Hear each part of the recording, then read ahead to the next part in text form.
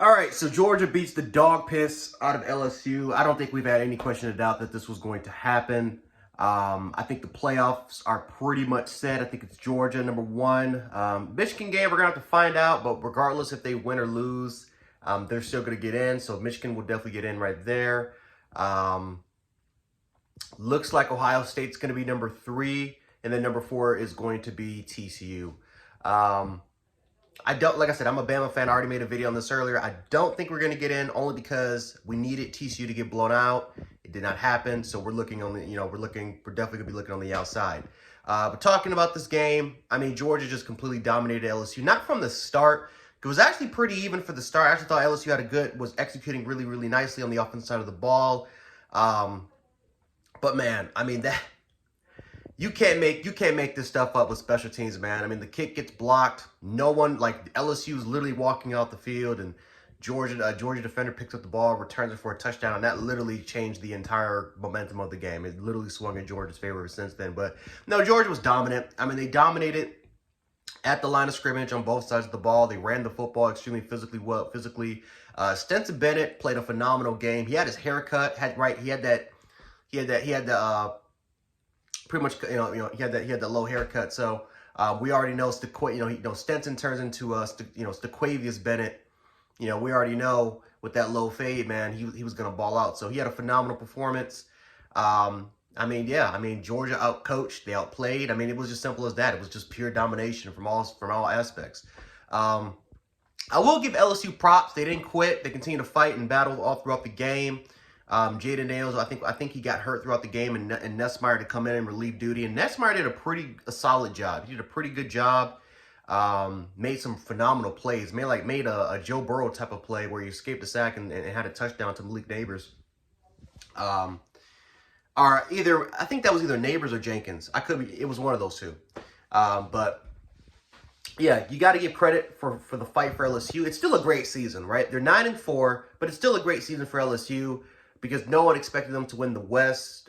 They beat us. They won the West, and they're at this point in a rebuilding year after losing over 30 scholarship players the year before. So, give LSU the props where they needed to get. They're definitely in a rebuilding phase, and they're going in the right step in the right direction. They do need to find their quarterback. Again, maybe if you want to rely on Nussmeier or Walker Howard, or go to the transfer portal, but they definitely need to find an upgrade over Jaden Daniels, that's for sure, and to try to and definitely try to get this team overall wise better. But a hell of a year by LSU and Brian Kelly, no question about it. But no, Georgia for the most part, they're the best team in the country. I know I just heard someone say that Georgia's new Alabama. That could be so. If Georgia wins, let's see, look, you see how I'm just confusing the two already. If Georgia wins another national title, I do believe that Georgia is the team to beat. If not, I mean, they're the team to beat already, but I think that they're actually going to be the team in college football if they win another national title, because that would be 2 years in a row. But they should definitely be the favorites, and they should be the heavy favorites to win the national title. It looks like it's going to be Georgia, Michigan, in my opinion. I've seen all I needed to see when Ohio State goes up against physical fronts that can equal their talent. Georgia is going to murder Ohio State. I'm sorry, it is. I think it could be the game in the first half, but ultimately in the second half, Georgia's going to murder them. Probably most likely in the second half. But that's looking like. But again, that's a hell of a matchup because you have an elite defense going against a great offense, and you saw again LSU. Right, Keishawn Butte was able to put up some numbers. They had some receivers that did a really good job against their secondary. So who knows, man? Like I said, Marvin Harrison Jr., Emeka Ibuka. I'm not sure if Jackson Smith and Jigma is going to be ready. But they got players. But we all know Ohio State's got the best receiving core in college. And that's going to be a challenge. That's definitely going to be a challenge for Georgia's secondary to face. But ultimately, I still think Georgia's going to pummel Ohio State in the playoff game. And honestly, again, that's an exciting matchup to see. Great offense versus an elite defense. Who's going to win that matchup?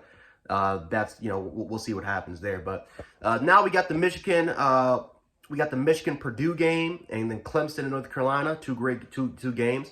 Let's see what happens. Michigan's in regardless, but it'll be interesting to see if Purdue can get the upset over Michigan. It'll be very interesting to see what happens there. And Clemson, North Carolina, right? Who's gonna represent the Orange Bowl, right? Can Dabo Swinney, is he going to lose 2 games in a row, or is are we actually going to see a new well, again, because Pittsburgh won the AC in 2021, but is it going to be 2 years in a row if Clemson's not going to win it there? So we'll see. But anyway, guys, Chance Sports. I'll catch you guys later. Peace.